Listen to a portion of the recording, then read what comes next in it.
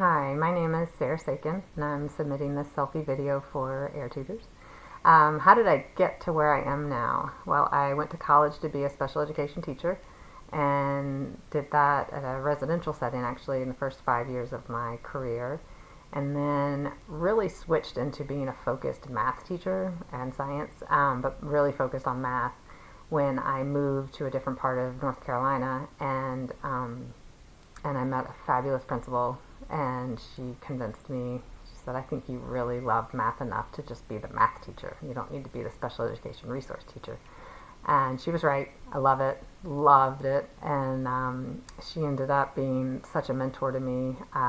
She nominated me for a national teaching award that I was chosen for but couldn't accept because I had actually already accepted and started being a district instructional coach for the teachers who worked in the most struggling schools in that part of the state. So that was just a fabulous job. And then after that, my husband and I, we had to move a lot for his job.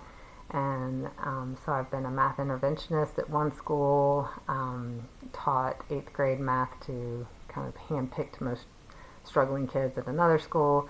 And then the last 2 years, thanks to COVID, I've been homeschooling our 2 children who are going back to school now. So that gives me this opportunity to really get back into doing what I love to do.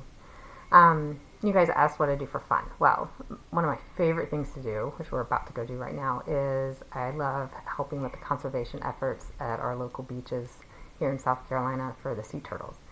And so at night, in the evenings, my kids and I and my husband will go out on the beach and pick up trash and flatten sandcastles, fill in holes, and educate whoever's on the beach about our efforts to save these precious creatures that have been around, since back when the dinosaurs were here, but are now in danger.